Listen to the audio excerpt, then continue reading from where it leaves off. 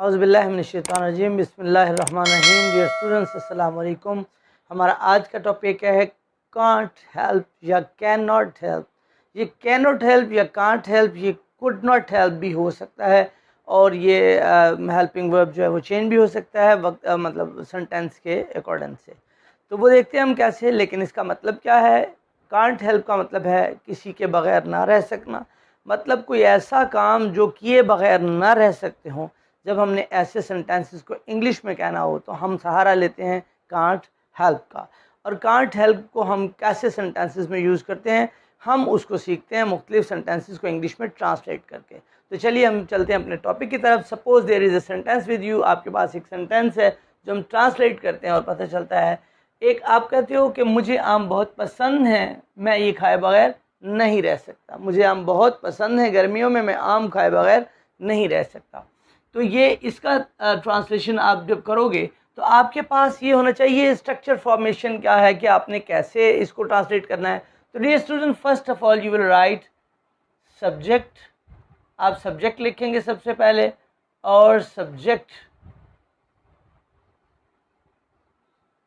के बाद आप हेल्पिंग वर्ब लिखेंगे, और देन आप जनाब लिखेंगे यही वाला वर्ड हेल्प,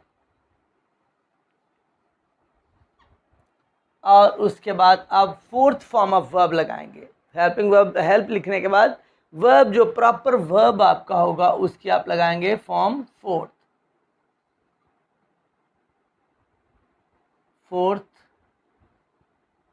फॉर्म। वर्ब की फोर्थ फॉर्म क्या है वो आप जानते हैं कि आपने इसको फर्स्ट फॉर्म के साथ, वर्ब की जो फर्स्ट फॉर्म है उसके साथ आपने प्लस करना है आईएनजी। तो आपकी वर्ब की ये फॉर्म फोर्थ बन जाएगी। मसलन जैसे गो से गोइंग, टीच से टीचिंग, रीड से reading, like this is called fourth form of verb. इसको हम कहते हैं वर्ब की फोर्थ फॉर्म। तो चलिए हमारे पास, अच्छा ये बात है कि ऐसे सेंटेंसेस बाज़ औक़ात टू पार्ट्स पर मुश्तमिल भी हो सकते हैं। तो ऐसी सूरत में पहले पार्ट का ट्रांसलेशन आप अकॉर्डिंग टू टेंस करेंगे, जिस टेंस के का होगा वो सेंटेंस आप उसके मुताबिक करेंगे। और जो सेकंड पार्ट होगा जिसमें हो कि बिन ना रह सकना, बगैर ना रह सकना, ये उस वाले पार्ट या उस वाले पोर्शन की ये ट्रांसलेशन का फार्मूला मैं आपको यहाँ पर लिख दिया है। आगे है, मुझे आम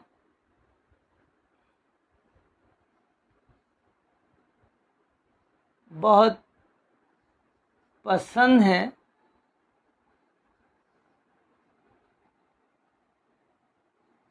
मैं गर्मियों में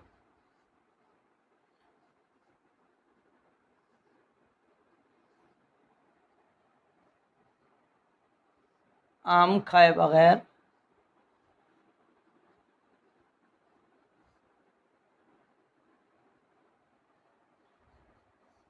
नहीं रह सकता।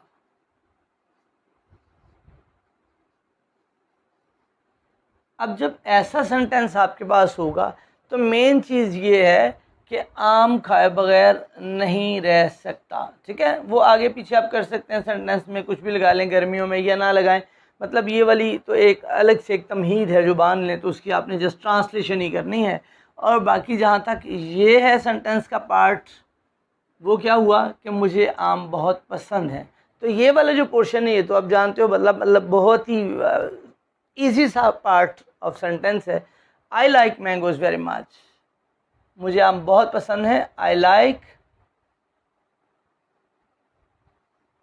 मैंगोज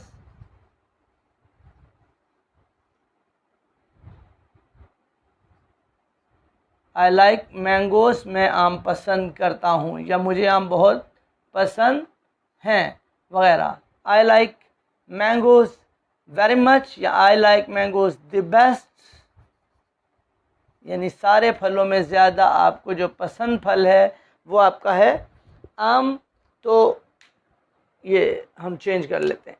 तो dear student, I like mangoes the best, मुझे आम सबसे ज़्यादा पसंद है, यानी सारे फलों में आम पसंद है। और मैं गर्मियों में आम खाए बगैर नहीं रह सकता। ये वो आज का हमारा टॉपिक है जो हम पढ़ रहे हैं। इसकी ट्रांसलेशन आपने अकॉर्डिंग टू इस फार्मूले के मुताबिक आपने करनी है। तो ये आपका सब्जेक्ट हो गया मैं, आई के बाद आपने लगा दिया हेल्पिंग वर्ब, वो क्या है, सकना, रह सकना, ठीक है। तो नहीं रह सकता के लिए आप कैन नॉट लगा देंगे, कैन नॉट। हेल्पिंग वर्ब आपका आ गया, सब्जेक्ट के बाद हेल्पिंग वर्ब लग गया और उसके बाद आप हेल्प लगाएं, आई कैन नॉट हेल्प। अब वर्ब की फोर्थ फॉर्म लगानी, तो इसमें वर्ब क्या है, खाए, खाना, ये वर्ब है, इसको आपने फोर्थ फॉर्म देना है। आई कांट हेल्प ईटिंग, ईट होता है खाना, तो आपने इसको फोर्थ फॉर्म दे दिया, I can't help eating mangoes.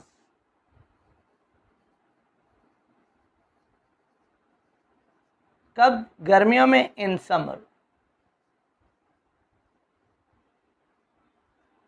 या इन समर सीजन, ठीक है। तो this is the way how to translate such sentences if you are given or if you think that you have to say this type of the sentences in English. What is the format? This is the format I have told you कि format क्या होगा ऐसे जुमले को English में जब आप कहना चाह रहे हो, ट्रांसलेट करना चाह रहे हो। तो वो मैंने आपको बता दिया जो स्टूडेंट्स कि वो जो पहले वाला पोर्शन है वो अकॉर्डिंग टू टेंस आप करेंगे अपने सेंस के मुताबिक, और जो सेकंड पोर्शन होगा उसके लिए सब्जेक्ट देन है हेल्पिंग वर्ब, कैन नॉट, ये कुड नॉट भी हो सकता है। अगर ये होता कि मैं आम खाए बगैर ना रह सका, सपोज ये होता कि मैं गर्मियों में आम खाए बगैर ना रह सका, तो मीन्स के पास्ट की बात कर रहे हो, you are talking about the time that has passed away, आप उस वक्त की बात कर रहे हो जो गुजर चुका है, तो आपने कैन नॉट को कुड नॉट कर देना था और बाकी आपका ट्रांसलेशन ऐसे ही रहना था। चलिए हम एक और सेंटेंस लेते हैं ताकि मज़ीद हमें समझने में मदद मिले। हमारे दोस्त ने हमें ऐसी मज़ाहिया यानी फ़नी कहानी सुनाई, ठीक है। सपोज़ आपके पास है हमारे दोस्त ने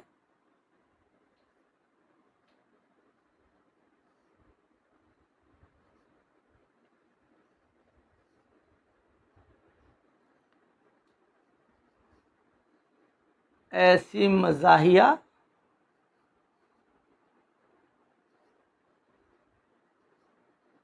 कहानी सुनाई कि हम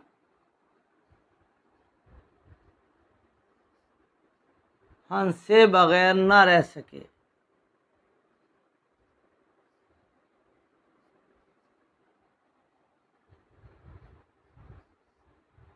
सपोज ये आपके पास एक सेंटेंस है और आपने इसको करना है इंग्लिश में ट्रांसलेट, तो इसको भी आप वही देखेंगे कि मेन आज के हमारे टॉपिक से जो ताल्लुक़ रखती हुई बात वो ये है कि हम हंसे बगैर ना रह सके, ठीक है। आगे क्या आपका जो बकिया दूसरा पोर्शन है, हमारे दोस्त ने हमें एक ऐसी मज़ाहिया कहानी सुनाई। अब आपने वो वाला ट्रांसलेशन पहले कर लेना कि हमारे दोस्त ने हमें एक ऐसी मज़ाहिया कहानी सुनाई। हमारे दोस्त ने, आवर फ्रेंड, सुनाना टेल होता है, टेल अ स्टोरी, तो कहानी सुनाई पास्ट हो गया, our friend told us such a funny story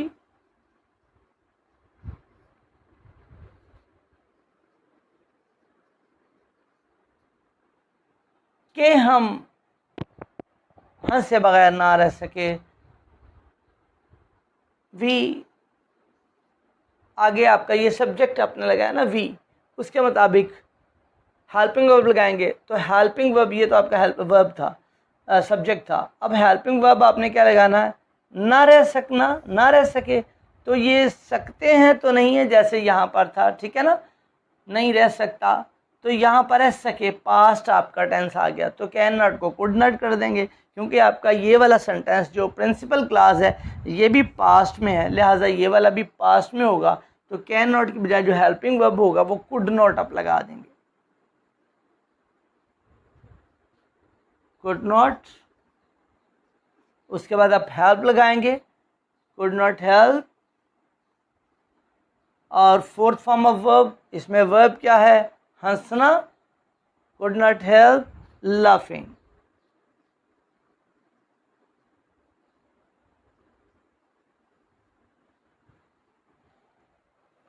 our friend told us such a funny story that we could not help laughing. We could not help laughing.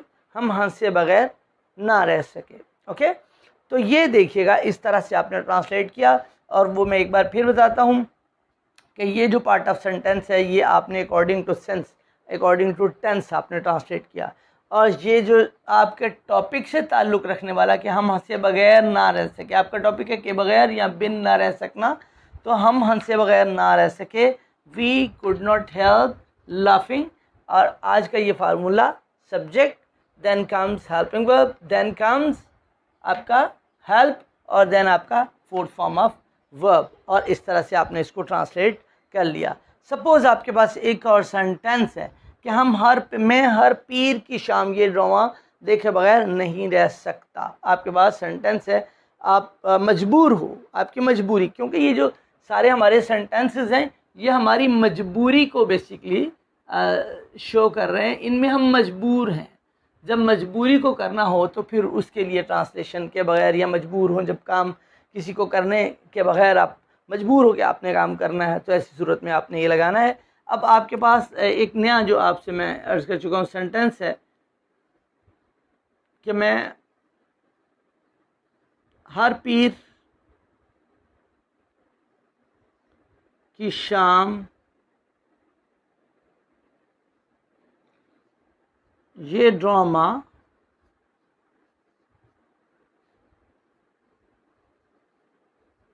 देखे बिन या देखे बगैर, okay, देखे बिन या देखे बगैर नहीं रह सकता.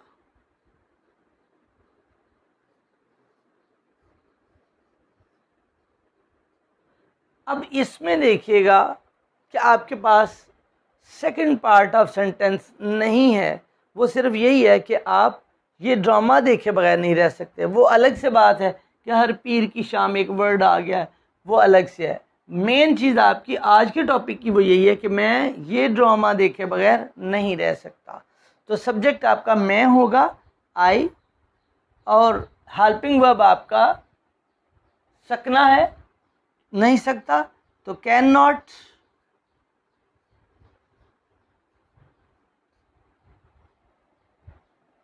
देखे बिन, ठीक है. अब आपने आई कांट हेल्प लगाना है. हेल्पिंग वर्ब के बाद आपने वर्ड हेल्प लगाना. I can't help. वर्ब क्या है आपका, फोर्थ फॉर्म जिसकी आपने लगानी है, देखना. I can't, I can not या I can't help watching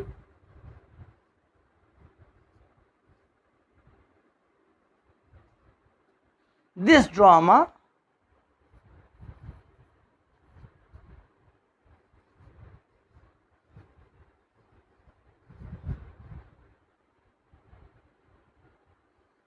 every Monday evening.